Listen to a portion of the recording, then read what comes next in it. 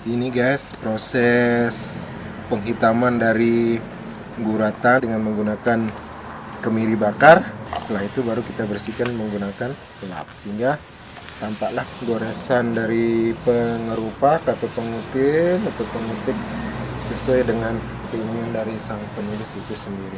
Sekian bro. Apa bacanya nih bro? Sengkol Lombok YouTube channel.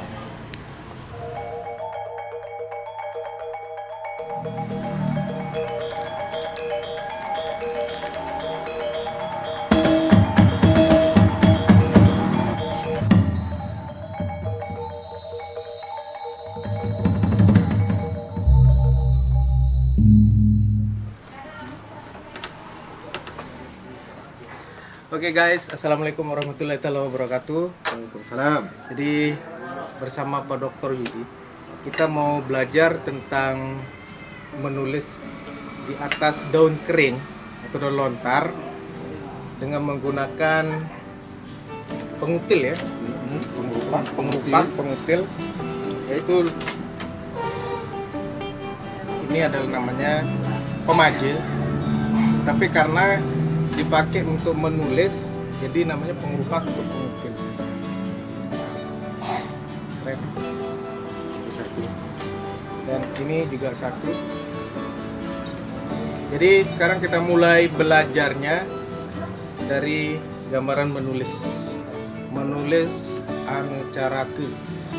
Nanti beliau akan praktekkan langsung bagaimana cara menulisnya dengan menggunakan pengerupak ini.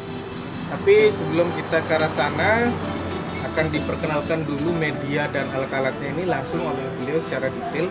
Saya hanya sebagai hostnya saja. Sekarang lanjut ke beliau. Oke. Terima kasih Pak Host. Nah, sebelum kita menulis di daun kering ya, atau bahasa umumnya lontar ya. Nah, terlebih dahulu yang perlu kita persiapkan adalah media. Nah, medianya di sini ada beberapa ya, teman-teman bisa lihat di sini ada daun lontarnya, ada beberapa lempir.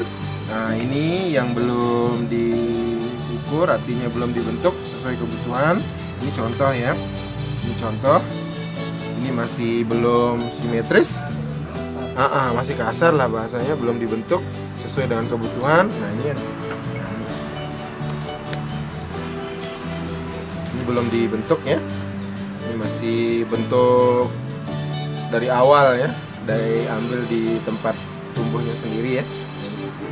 Nah, sebelum mendapatkan warna seperti ini kan awalnya ini hijau dulu ya, hijau. Nah, setelah diambil di tempatnya, artinya dipetik ya. Nah, kita juga harus melalui beberapa tahapan atau proses ya, sehingga lontar itu berkualitas dan bisa tahan lama. Dan salah satunya di situ adalah direbus. Dan proses rebusnya juga memerlukan waktu ya cukup lama juga sih, sekitar 7 sampai 8 jam lah. Sehingga kualitas daunnya bagus ya dan tahan lama. Nah, ini bentuk aslinya, dan ini daun keringnya yang sudah dibentuk ya sesuai dengan kebutuhan dari sang penulisnya itu sendiri. Ini dia bentuknya ya. Nah, ini dia. Ini daun ental atau biasanya disebut dengan daun lontarnya ya. Nah, ini. Terus yang selanjutnya yang diperlukan di sini adalah nih, pengerupak, pengutil atau pengutiknya sendiri ya. Ini adalah alat tulis yang digunakan di daun keringnya untuk menggurat. Nah, terus ini ada kemiri bakar. Kenapa kemiri bakar yang digunakan? Karena di sini untuk menghitamkan guratan yang dihasilkan di atas daun keringnya sehingga terlihat jelas. Nah, oke. Ya, ini beberapa sarana atau media yang diperlukan di dalam menulis di lontar ya. Oke, saya langsung aja ya praktikkan bagaimana cara menulis yang baik di daun kering ya.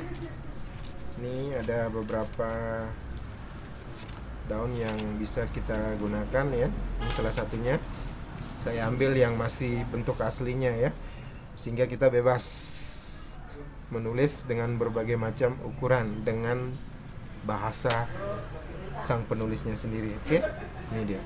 Kita bisa menggunakan pengutik seperti ini atau pengerupak seperti ini, atau bisa yang seperti ini ya, tergantung dari kenyamanan dari sang pengerawitnya sendiri ketika menulis.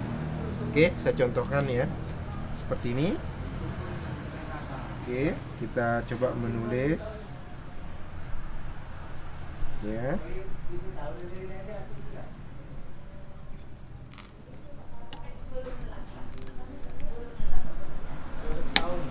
Seperti ini.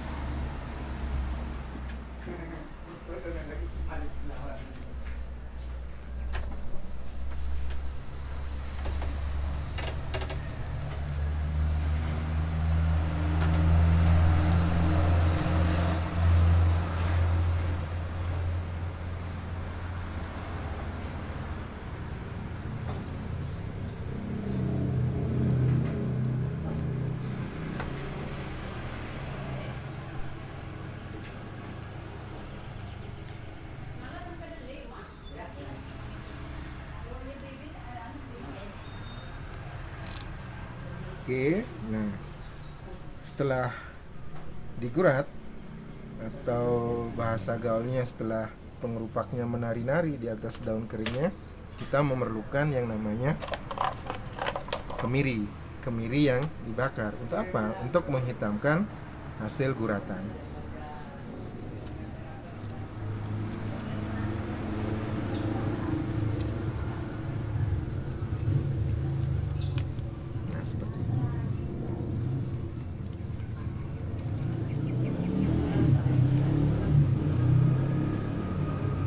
Sehingga guratan dari pengerupak itu terlihat.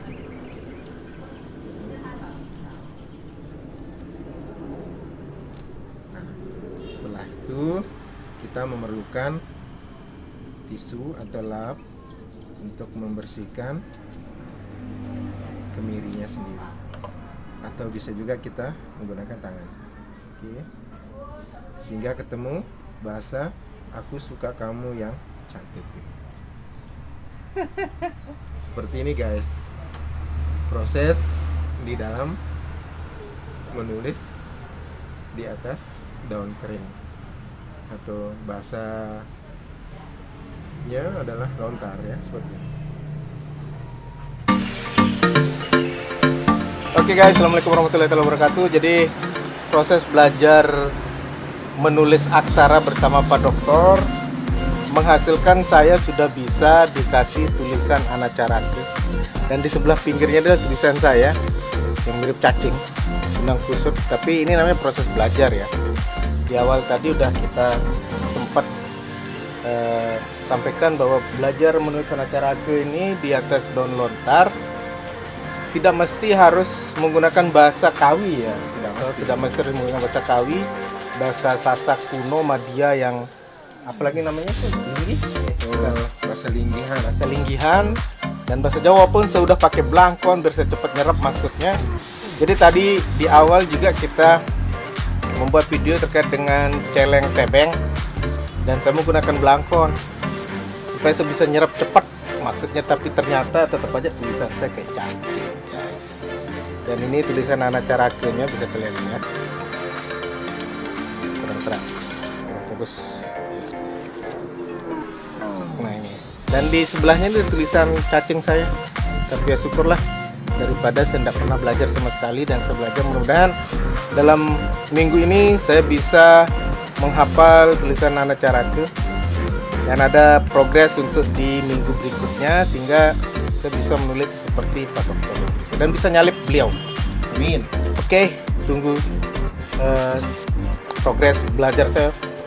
Minggu depan kita akan buat lagi video sama beliau untuk belajar mengenal apa sih tadi, sandangan, terus Sandangan, gantungan, gantungan, aksara suara. aksara suara dan lain-lain. Itu masih banyak lagi guys, tapi nggak apa-apa.